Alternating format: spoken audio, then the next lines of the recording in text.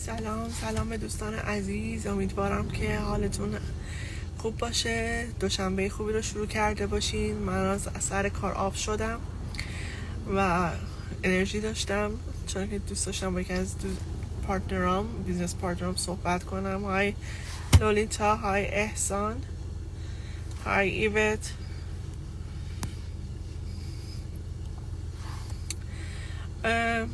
یک چیزی رو که امروز داشتم گوش می‌کردم خیلی واسم جالب بود، گفتم اینو با شما در میون بذارم یا شاید هم این موقع بتونه زندگی شما رو هم یه تغییری بده. تا حالا از خودتون مرسی، خیلی ممنون احسان جان. تا حالا به این فکر کردین که مثلا چه چیزایی باعث میشه که شما از زندگیتون عقب بیفتین؟ چه ترسایی هستش که نمیذاره شما؟ های غزالی، امیدوارم غذا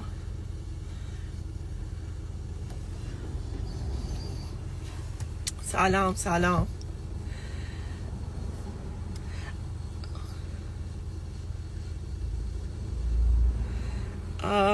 تا حالا به این فکر کردین که چه چیزایی باعث میشه که از زندگیتون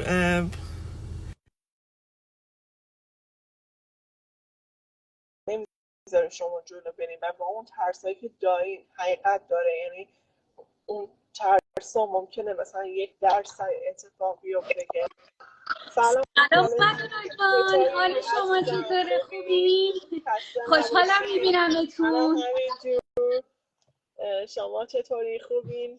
دوشنبه بخیر. مرسی عزیزم، اول هفته شما هم بخیر و شادی باشه. من از کلاس اومدم یه نیم ساعتی سریع یه چیزی خوردم که سیر بشم و برم سر کلاس، از کلاس این پرسن برم کلاس آنلاین.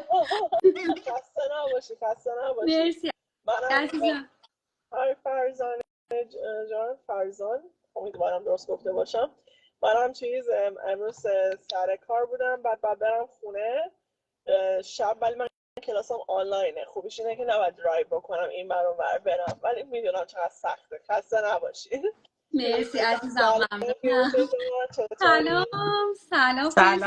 سلام به دوستان عزیز. مشتاق دیدار.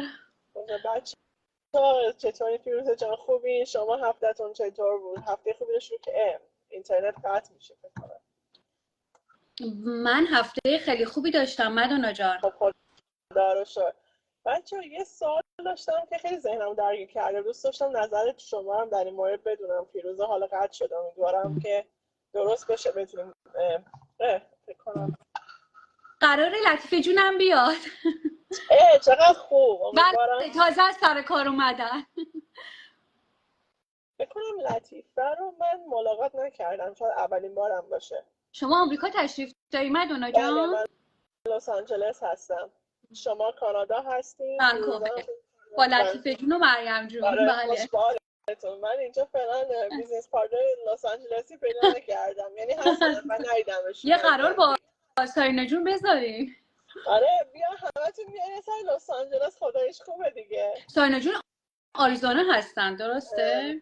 نه واشنگتن دی سی هستن. نزدیکیم، باید نزدیک باشه. آره فکر کنم، نمیدونم راستش چیز نکردم، تا حال نرفتم، ولی اونجا هم باید بریم مهمون سرینا بشیم. حالا فیروزه نمیدونم قطع میشه. بذار سوالمو بپرسم از شما، شروع بکنیم. بفرمایید. خیلی هم خوشحالم از اینکه آلمان هستین، امیدوارم موفق باشین.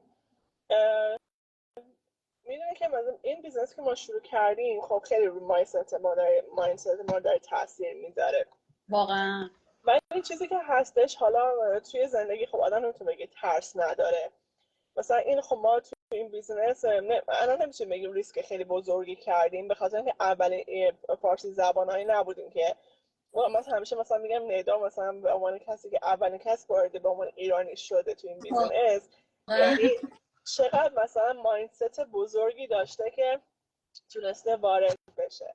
بعد اینکه میخواستم پرسم کسایی که مثلا شما به عنوان کسی ترس وجودتون میاد، مثلا اون ترس‌ها مثلا چجوری باشون غلبه میکنید و چرا اون ترس تو زندگی شما واقعیت دارن و چرا از اون محدوده مثلا خودتون رو ترساتون میتونید بکشین بیرون و واقعا جام کنین برین جلو؟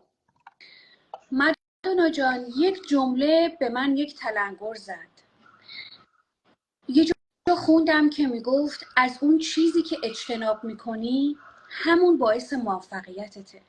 و من همیشه از این پروسه آنلاین و پروسه این که تو یه دنیای دیگه است، یه دنیاییه که حقیقت داره ولی مجازیه.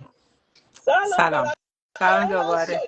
نه نه نمیدونم چی شد، مجبور شدم، من بودم فریز شده بودم، صداتونم میشنویدم، بعد مجبور شدم که گوشیمو خاموش روشن کنم دوباره بیام کلک هایی که یاد گرفتم از زمین آنلاین بیزینس و بعض وقتا که فریز میشه. خوش آمدین. مرسی، خیلی ممنون. بفرمایید، گوش میدیم بعد ببینیم. مدونا جان سوال کردن که چی شد که شما یک نکته که پی بردی و ترست رو، بالاخره همه ما این ترس طبیعی رو هممون داشتیم و خیلی هم دارن هنوز، چطور شد که گذاشتی کنار؟ گفتم یک جمله که به من تلنگر شد، یک جا خوندم، حالا یا شاید مال یه آدم مهمی بوده یا یک جایی خوندم که این به من تلنگر شد، میگفت از اون چیزی که اجتناب میکنی همیشه همون از اتفاق میتونه باعث موفقیت تو بشه. خب یه زمانی زبان بود، ما زبان رو شروع کردیم، یه زمانی از سفرهای مختلف بود که میتونه باعث فروتنی و پیشرفت تو باشه، سفرها هم رفتیم، ولی چیزی که خیلی من ازش اجتناب میکردم همین آنلاین بیزنس بود. میدونید که مختلفش هست، یعنی یه عالمه مارکتینگ هست که میتونه همین از خودمون رو من خیلی دوست داشتم که بهش برسم و مدلای دیگه، و من همیشه میگفتم این چه دنیای عجیبیه، وای نه وای وای، تا این که گفتم برای همیشه این جمله کم روم کار کرد، گفتم برای همیشه ترس رو بذار کنار. سلامت باشین. خوب هستین؟ روزتون بخیر. خوب هستین؟ روزت بخیر عزیزم. بابی الان از کار تمام شدم، دیدم که شما میخواین لایف برین، گفتم 5 دقیقه 10 دقیقه بعد میرم خانه. خوب هستین؟ حالتون خوب است؟ فیروزه جان خوبی؟ غزل جان خوبی؟ خسته مودانا نباشین. جان امیدوارم روز دوشنبهتون خوب شروع شده باشه. دوشنبه من بسیار بسیار شلوغ و بیزی بود. من هم خیلی like شلوغ بود، خیلی شلوغ بود، هوام خیلی سرد، باران. خب خوشبختانه از داخل کار میکردیم دیگه، زیادتر فقط برای یک چند دقیقه وقت بیرون رفتیم دیگه، همه چیز خیلی خوب بود. لطفه جون خیلی خوشحالم میبینمتون، مشتاق همچنان من راستش خانم اعتراف کنم یکم خجالتی هم به لطیفه جون گفتم که نمیشه شما منو بیاریم بالا، من روم نه خجالتی هم تیزه. ببین همه ما من خودم اصلا باورم نمیشه که من طبق اون تستایی که برای پرسونالیتی زدم من یک آدم درونگراییم، ولی تمام موقعیت هم تو زندگی منو توی یه جای قرار داد که اصلا باید حرف زیاد میزدم، صحبت زیاد میکردم، به نوعی شدم برونگرا. خیلی هم عالی. آدم ها باورتون نمیشه من خودم سکوت خودم و تنهایی خودم رو دوست دارم، بخوام انرژی بگیرم، ولی خب یه زمانایی هستن که بخوام زیاد حرف بزنم، ولی خب طبق واقعا من به این تستا خیلی اعتقاد دارم، نه هر تستی ولی خب یعنی خیلی از سوالهای من رو جواب داد. ولی باورتون بشه وقتی که توی محیطی قرار میگیرین اون استعدادهای درونی، اون جنبه‌های ناشناخته خودتون رو میشناسین و یک روزی میرسه شما هم میگین که من این که حرف زدم من خجالتی بودم. ممکنه ما توی جنبه‌های مختلف دوباره هنوز خجالتی باشیم توی محیط‌های مختلف چیزه، ولی خب بعدا وقتی که خیلی توی محیطی، وقتی که همه چی رو بلد باشی و کانفیدنس داشته باشی، هیچ وقت دیگه احساس هر خجالت کی منو نمی‌کنی. بشناسه اصلا این کلمه بهم، این جمله بهم نمیاد. لطفه جون میدونه من چقدر شیطونم. من هنوز چرا روم با خجالتی شما هستی؟ من هنوز روم با شما باز نشده. جالب خودم مدونا جون اومدم تو پیجش و خودم زودتر از لطیفا جون و درخواست لطیفا جون این جمله یا به غزل به جان خاطر خیلی فکر می‌کنم. شخصیت عالی و خیلی شخصیت محترمی هستن، واقعا دوست دارم همراهشان کار کنم. خیلی خیلی خوش آمدین. قربونتون. واقعا از این بزنس ما میتونیم قسمی که فیروزه جان گفتن، ما بسیار بسیار توانایی خود که خود ما درک نمیکنیم در کجا چه باید بکنیم و تا کدام حد باید پیش بریم. واقعا از طریق قضیه بزنس علاوه از این مزایای دیگه که داره، شخصیت شناسی هم میتونیم خود ما شخصیت شناسی کنیم، خودم در کجا خوب هستیم، در کجا نیاز به امپروومنت داریم. اینا همش یکی از بهترین های ای بزنس هست که ما را به این مرحله واقعا معرفی میکنم، میرسانم. حالا من برخلاف فیروزه جون دقیقاً برونگرا بودم.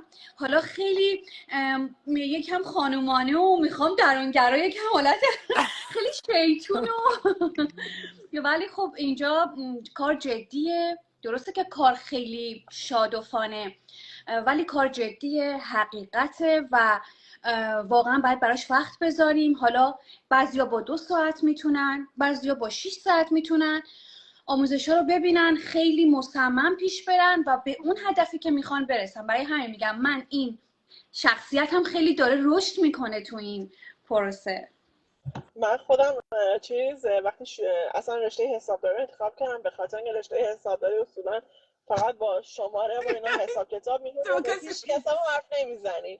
بعد وقتی شروع کردم، ولی همیشه یه چیزی که تو پس ذهنم این بودش که از آدمایی که خیلی خوب صحبت میکردن خیلی قبطه میخوردم. یعنی تو بحر وجودشون میرفتم و میشه من یه روز اینجوری صحبت کنم، من عمرن مثلا جلوی یه نفر صحبت کنم چه مثلا این همه جمعیت. ولی این بیزینس واقعا باعث شدش که میگه اون چی میگن یه ذره اعتماد به نفسه بیاد بالاتر، اصلا چیز بشه. ولی کلا سوال من حالا از دوستان که لطیف جان، شما فیروزه جان،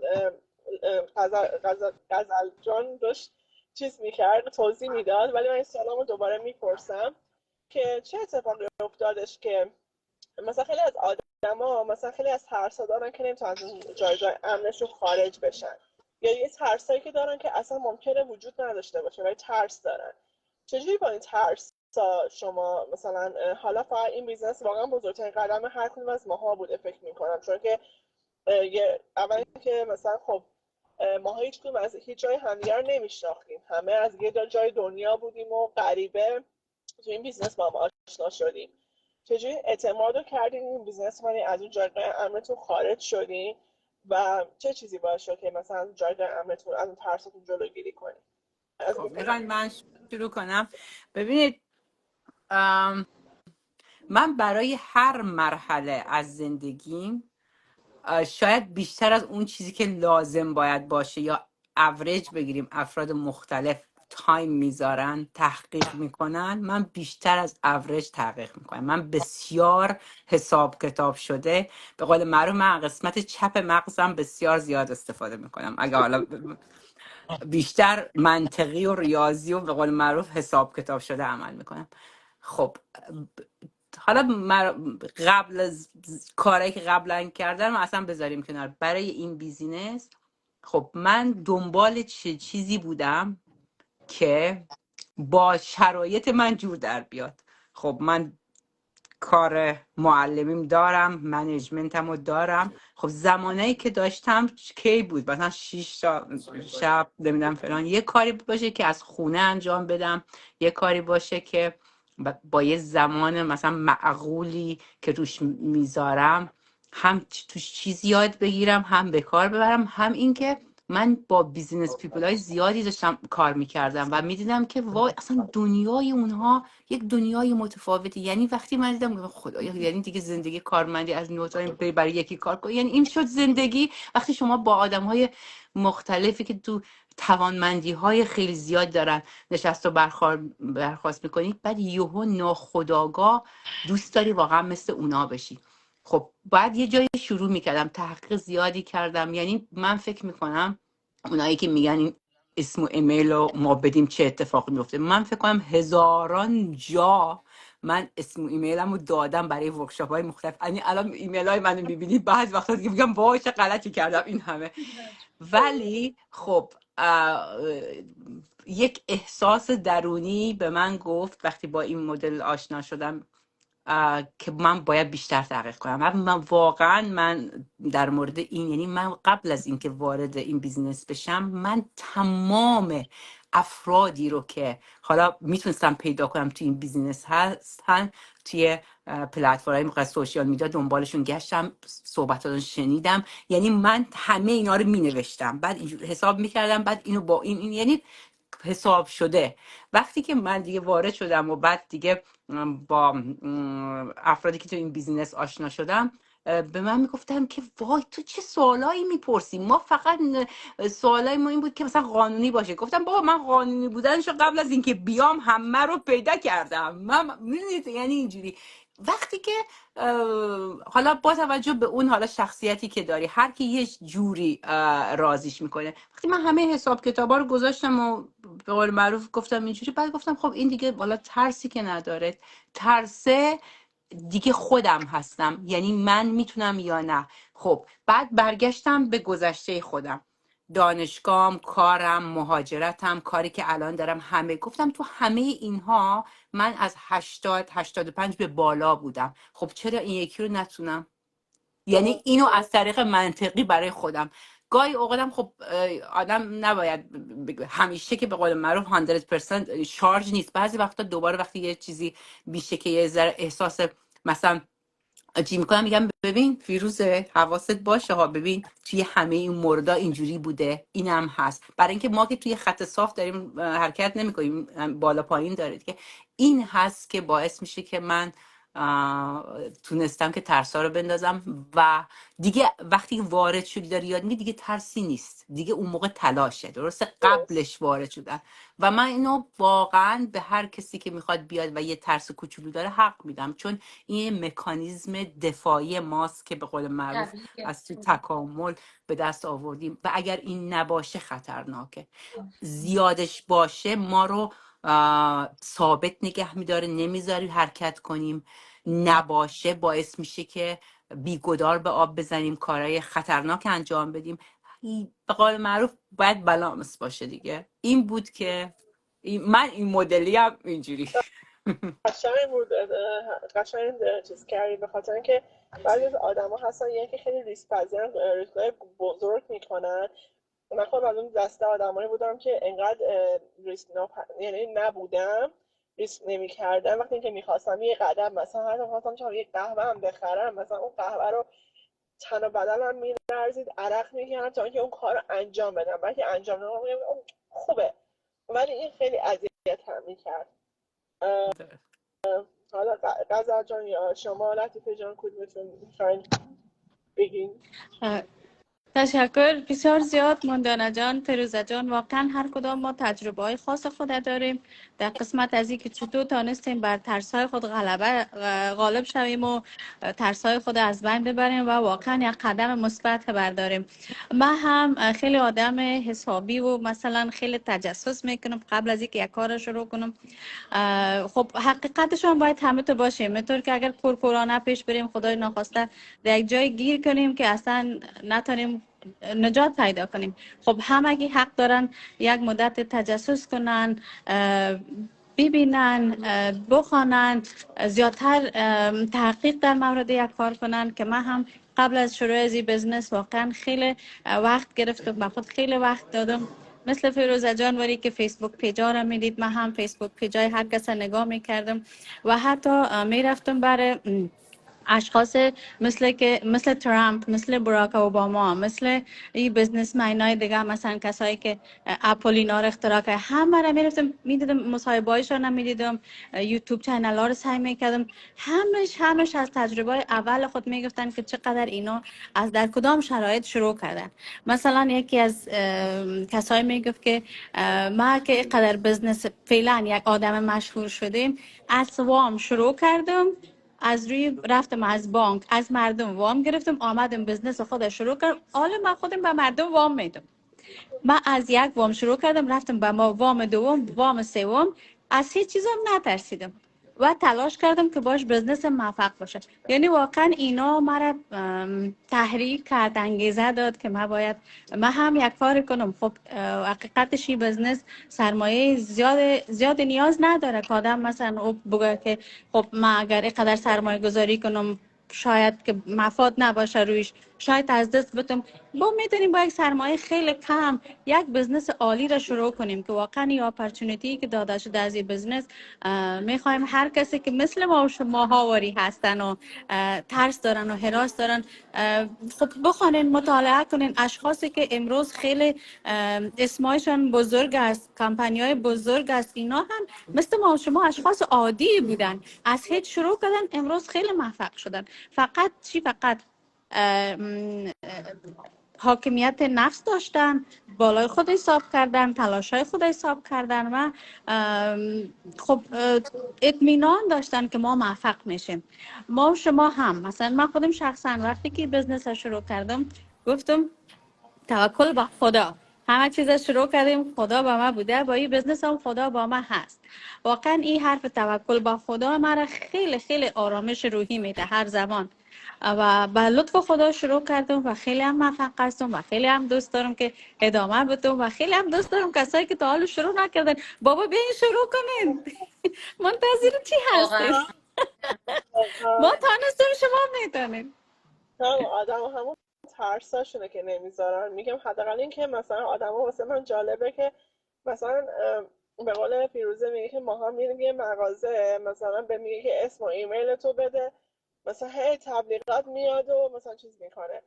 حالا چیزی که اصلا اینجا مثلا واسه ورود به پیجای ما اصلا پیش که اول پول بدن و اسم و ایمیلش رو باید که وبینار 90 دقیقه نگاه کنن.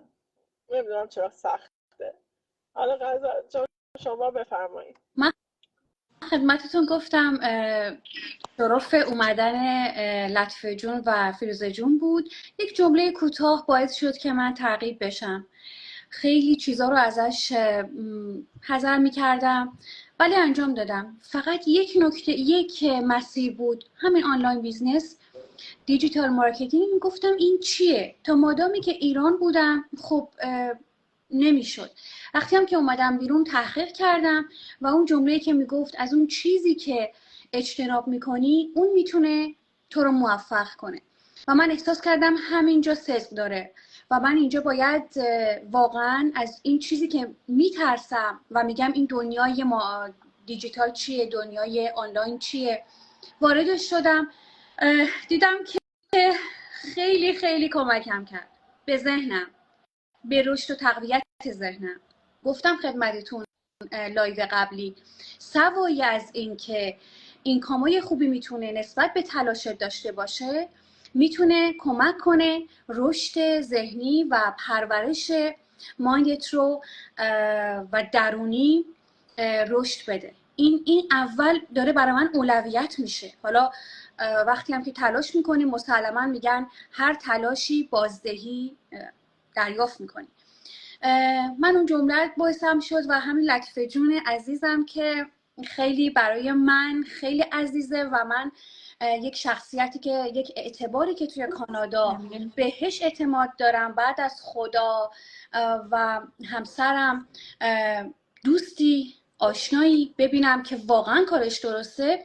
تا دیدم توی این پروسه و این مسیره گفتم که وقتی کسی به این قانونی، به این با اعتباری، تو هم که قبلش تحقیق کردی، انواع اقسام نمیدونم آنلاین بیزینس ها بوده ولی همیشه دوست داشتی تو این بیای و این پروسه، این مدل بیزنس به پستت بخوره. الانم که همچین شخصیت با اعتباری وارد شده، خب چرا نری غزل؟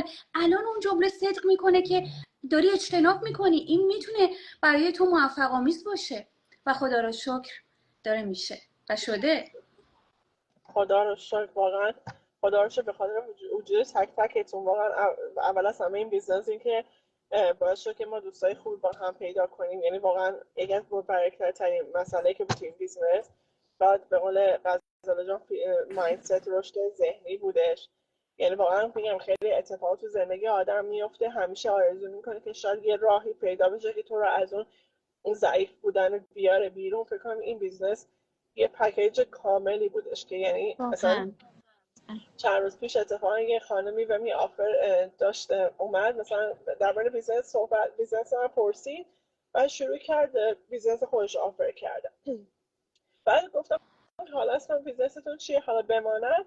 و هم تحقیق کردم واقعا خدا رو شکر، یعنی واقعا وقتی از خدای خودت یه چیز رو میخوای یعنی غیر ممکنه اون چیز رو واقعا با کمال میل بهت نرسونه، دستت نیاره. فقط باید هوشیار باشی که چی رو خواستی و منتظر چی هستی. به قول یه عالمه بیزینس هستش که بیرون که مثلا از این آفر هستن، ولی واقعا این بیزینس ما یه اسپشال دیگه است که من نمیتونم مثلا آدم با بیان خودش امتحان کنم با گفتن حالا ماها شاید اینقدر مثلا چیز نباشه مثلا جذابیت نداشته باشه خودشون امتحان کنن. به قول همسرم اینجا میگه غزل هر موقع یه چیز مهم، یه آدم مهم، یه مسیر مهم رو بخواد آدم شرح بده، هرچی بیشتر توضیح بده خب اصلا شاید لول اون شخصیت، لول اون مسیر تازه آورده میشه پایین. آدم ها خودشون باید ترغیب بشن، خودشون باید بخوان. حالا کلیپ هایی که لطیفه جون میذاره میگه استپ اول، استپ دوم، گام دوم، گام سوم، این خیلی قشنگ باز کرده و منم خیلی چیزا یاد گرفتم که مثلا الان اون شخص میاد 149 این شروع بیزینس که خودش میاد میبینه، به واقعیت میبینه که بله همچین چیزی وجود داره، قشنگ تحقیق میکنه. ولی ما اگه بخوایم این قسمت 50 ساله این مسیر به این قشنگی رو، این ترین شدن رو بخوایم تو 5 دقیقه حتی بگو 20 دقیقه توضیح بدیم سخته. باید خودشون بیان و خودشون بخوان تا به دست بیارن. درسته، دقیقا درست گفتیم. دوستان برای کلام آخر چیز دیگه فیروزه جان، لطیفه جان، غزل جان، شما برای دوستان آفری دارین؟ چی دارین بگیم به تمام لایو رو تموم کنیم. خب دوستان، شروع هر چیزی سخت خواهد بود، فقط باید این اعتماد رو به خودتون داشته باشین و قدم اول رو بردارین و تنها قدمی که توی اینجا آدم رو به نتیجه میرسه اینه که شما اسم و ایمیلتون رو بدین و ورکشاپ رو ببینید. با اسم و ایمیلتون هم هیچ کاری نمیتونه بکنه، چون من هزاران بار دادم، هنوزم همینجا هستم دارم حرف میزنم، کسی با من کاری نکرد. همین این من فکر میکنم اگر این قدمی اولین قدمه که ببینید ورکشاپ رو ببینید. هیچ زحمتی نداره، یه اسم و یه ایمیله. دقیقاً دادن یک ایمیل، دادن اسم، شما خودتان متوجه میشین که با دادن اسم و ایمیل ورکشاپ های مجانی در اختیارشان قرار میگیره. بیشتر با اشخاصی که موفق بودن در این بزنس، با داستان های حقیقی و اشخاص حقیقی اینا روبرو میشن، داستان ها رو میشنون از زبان خودشان. بعد فقط چیزی که تصمیم گیرنده هست خود شما هستین و او طفلی که در وجود شما هست. ما با وجودی که مثلا همه ما شاید بچه داشته باشیم، شاید مادر باشیم، خود ما هم یک طفل، یک ذات درونی داریم. کوشش کنین که او طفل درونی شما را هم متيقن بسازین که هیچ ترسی، هراس اصلا شما را به جای نمیرسانه. شما از حلقه به حساب کمفورت زونتان خارج شوین، دنیای دیگر را متوجه شوین، به دنیایی که واقعا شما را به حقیقت‌های و خوابایتان که در انتظارش هستین میرسانه. کوشش کنین که ایمیل و آدرستان در اختیار ما قرار بدین. انشالله که پشیمان نمیشین، شک نکنین. هر قدم ما در اختیارتان هستیم. منتور و کوچای فارسی زبان در اختیارتان است. سوالایتان جواب میده. با سوالایتان همیشه ما در خدمتتان هستیم. غزل جان، شما واسه کلام آخر چی دارید؟ شروع این بیزنس اینه که دوست داری متحول بشی، تغییر کنی. چرایی خوب، چرا میخوای تغییر کنی؟ برای چی میخوای موفق بشی؟ اینو باید داشته باشی. این مهمه. من میخوام آب راکت نباشم، من میخوام متغیر بشم و میخوام متحول بشم، میخوام پیشرفت کنم. چرا باید من جنرال کار کنم؟ برای چی من باید حقوقم اینقدر مشخص بشه؟ مسیر رفت و آمد داشته باشم تو تابستون و زمستون، به اسکیجول نگاه کنم آیا بهم ساعت میدن آیا نمیدن. حالا هر کسی شغلی هم داره که این بشه پلن بی ولی اصولا وقتی به اون اینکام میرسی، به اون موفقیت میرسی، خیلی ها همون شغل اولشون هم استاپ کردن و با همین مدل بیزنس مدل پیش رفتن. من حرفم اینه، مایندست مثبت، ذهن برتر، تقویت ذهن و به امید خدا دیگه استارت بزنه. به امید خدا. یکی هم که دوستانه که واقعا همیشه در حال نگرانی برای بازنشستگی هستن، این بیزنس اپورتونیتی رو داره که دوستان بعد از 3 سال و به فعالیت خودشون به بازنشستگی برسن و یه درآمدهای 5 رقمی داریم اینجا و واقعا کسانی که دوست دارن واقعا اسم ایمیلشون رو بدن، حتی فامیلشون رو، فقط اسم و ایمیلشون رو بدن و وبینار رو تماشا بکنن و با امید خدا که بتونن بیزنس رو شروع بکنن. به غیر از بازنشستگی تازه پوینتی هم دارن که بتونن به اهل خانواده، حالا یا همسر یا فرزند، مثل وراث تحویل بدن، منتقل. مرسی که اینو دقیقاً، یعنی یکی از بزرگترین نعمت‌های این بیزنس، به خاطر اینکه مثلا ما فکر کنیم همه پول لون دادیم، پول مدرسه میدیم، هیچ چیزی رو نمیتونیم به بچت منتقل کنیم، ولی بیزنس این شرایط‌ها رو داره واقعا. مرسی دوستان، مرسی که دوشنبهتون رو بعد از ظهرتون در اختیار من گذاشتین اومدین با من لایو. خوشحال شدم تک تکتون رو دیدم. امیدوارم که موفق باشین. لطیفه جان، شما رو میشناسم، کجایی؟ شما حینی مال هستی؟ من همش اونجا بودم آدمی که اونجا زندگی میکردیم. حالا که اومدیم نورث رود، خب مال ما شده لوهید مال. بچه میگم که واقعا برای یه روز مثلا هر کدوم پاشیم بیاییم ولی کالیفرنیا به منم زنگ بزنیم بیام ببینم. از خدامه، از امید به خدا حتما، چرا که نه. آره با امید خدا. مرسی فیروزه جان، لطیفه جان، غزل جان، دوشنبه خوب بگذرونید. منم سعادتمند شدم.